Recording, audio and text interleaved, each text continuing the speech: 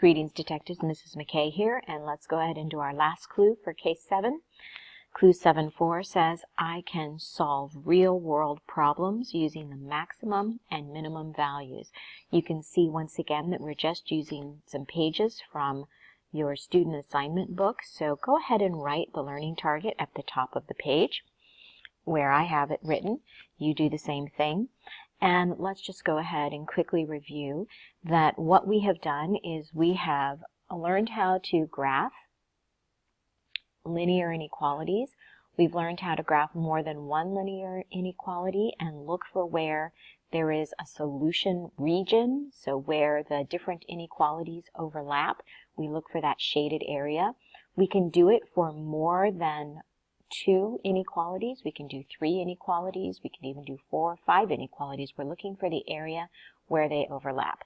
Now what we're going to do is we're going to start using that information to solve real-world problems. And we're going to use a branch of mathematics called linear programming. Now that sounds like it's like a computer thing, but it's not. It's what businesses have to do, though, when they're trying to maximize their profit and get the best value for whatever it is that they're doing. They have to pay attention to the cost, they have to pay attention to their income, and they have to choose the best choice. They have to make the best choices. So let's go ahead and get started, and you'll see what I mean. So we're going to do this take it to the max, or min, linear programming, and we're going to read about the Smartway rental car company. They have $180,000 to invest in the purchase of at most 16 cars of 2 different types, compact and full size. And then they give us some information. They tell us that a compact car, the cost is $9,000. If they're going to rent it, they rent it for $30. Their maintenance cost, meaning the amount that it costs them to take care of it and fix it and just make sure that it's running well, is $8. They do the same thing for the full-size car. $15,000 to buy it, $48 to rent, $10 to maintain it. So now let's start by looking at our first question. It says, due to demand, Smartway needs to purchase at least 5 compact cars. So we've got some information about Smartway Rental Company, and we need to identify the constraints as a system of linear inequalities. Now, a constraint is something that limits you. So each of these inequalities are the limits, are the things that we know that we have to fall within. We have to follow those rules. So see if you can find some of those constraints. What are the things that we know about this problem, about Smartway Rental Car Company? For example, do we know how much money they have to invest? Yes, we do. It's $180,000. And so, they're going to use that $180 to purchase cars. Do we know what kind of cars that they are going to purchase? Yes, we do. We know they're going to purchase compact cars and full-size cars. So I think the first thing we need to probably do is define our variables. So again, we're going to say X is going to be the number of compact cars.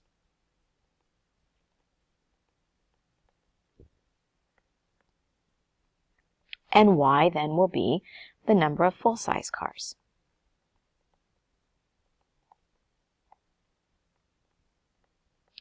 Now let's define some linear inequalities. Well, I already said that they have $180,000 to invest. I also said that it's going to take the cost, that they have 2 different types, right? And the other thing that I didn't mention, so let me do here, okay? We have 2 different types, compact and full size. That's important information. And they can purchase at most 16 cars. So if X is the number of compact cars and Y is the number of full-size cars that they're going to purchase, then I want to be able to say that if I add the number of compact cars to the number of full-size cars, it can only be 16 cars or less, because they can only purchase at the most 16 cars. They don't have to purchase 16, but that's the most that they can purchase is 16. So that means they could purchase 9 compact cars and 7 full-size cars, or they could purchase 3 compact cars and 13 full-size cars, or they could purchase 5 compact cars and 5 full-size cars and only have a total of 10. They just can't go over 16. So I'm going to say that x plus y has to be less than or equal to 16. Everyone see that? Good. Now, the next thing that we know is about this $180,000. So how much will it cost to purchase a car? Well, we know from our chart here that our purchase price for a compact car is $9,000. So if I buy 1 compact car, it will cost me $9,000. If I buy 2 compact cars, it will cost me $18,000, and so on.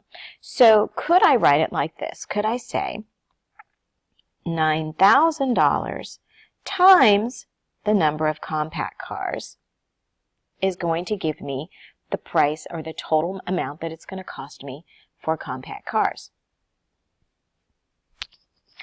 And then if I add to that the price, the amount that it's going to cost me for the full-size cars, well, that would be $15,000 times y.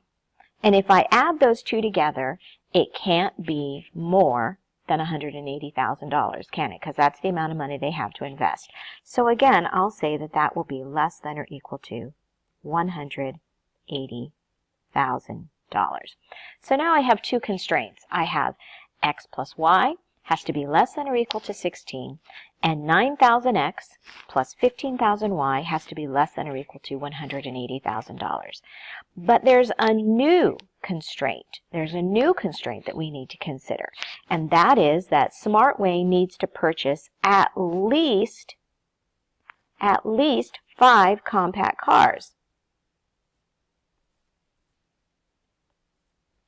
At least 5.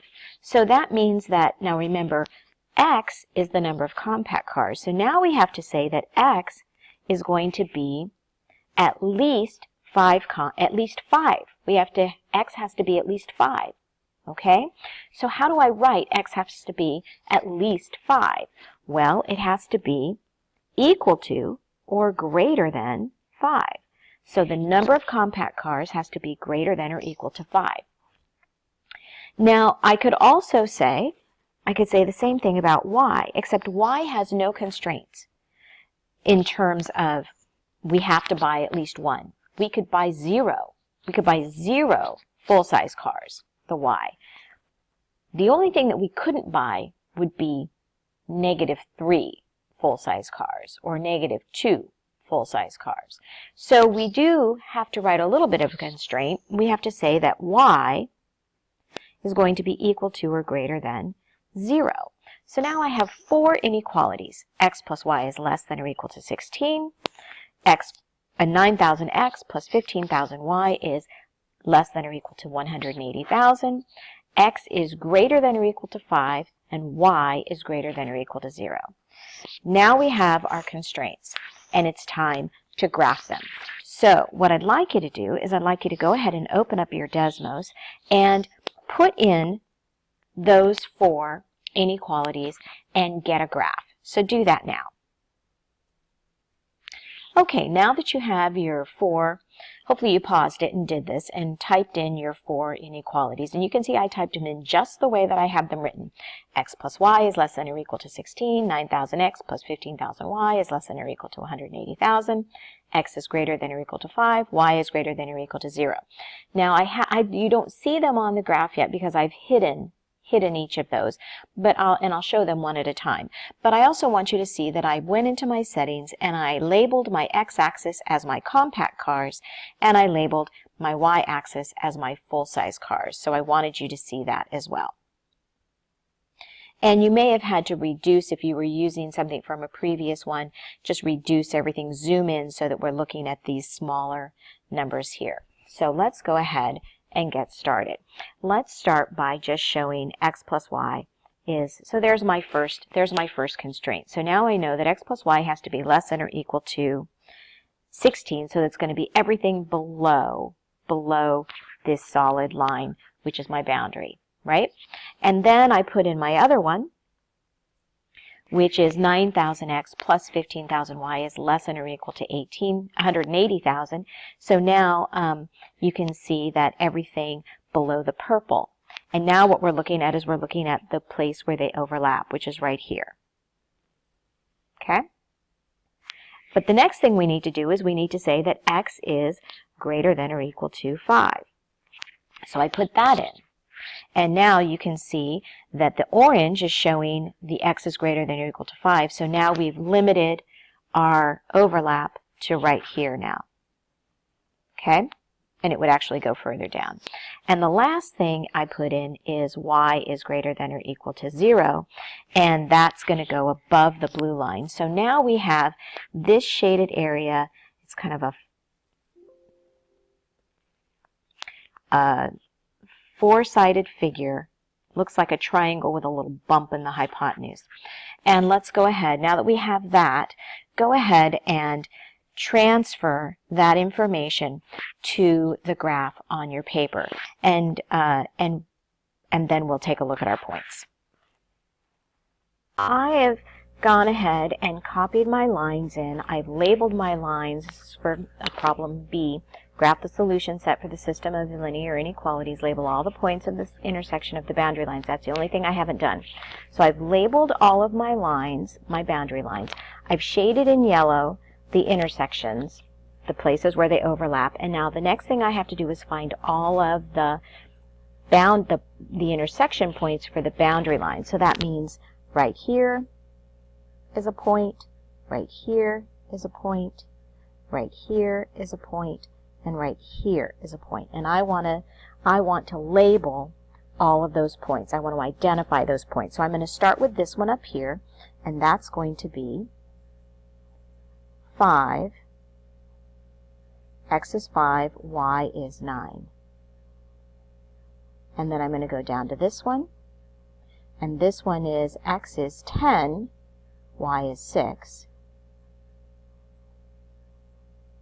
And then this one down here, x is 16, and y is 0. And then this one right here, x is 5,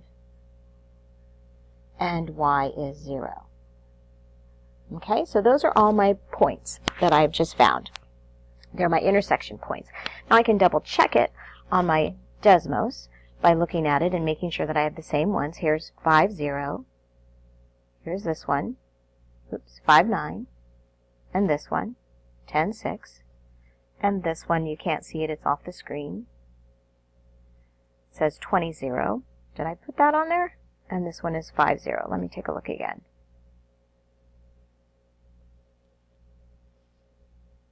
Should be 20, 0. Should be 16, 0. So maybe I looked at something wrong here. Ah, right here. This is what I wanted. Not the one off the screen, but this one, 16, 0. I went off the screen. I wasn't including the stuff here. So there's 16, 0 right there. So now I have my 4 points. Okay? Now, we need to turn the page over so that we can do the next set of problems. On the other side, let's go ahead and read our next question. SmartWay rental cars' income comes from renting out their cars. How many of each type of car should they purchase if they want to maximize their income? And then it asks, what is the maximum income? So now we need to think about something totally different. And this time we're going to write a function that looks like this. We're going to say income, so I of x and y, meaning we're going to plug in x and y, is equal to, and if we go back to the first page, we can see that the rental fee for the compact car, it's $30, and for the full-size car, it's $48.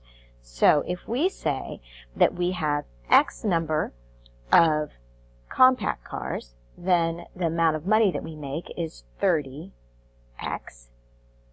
and the amount of money that we make for our full-size cars is 48y.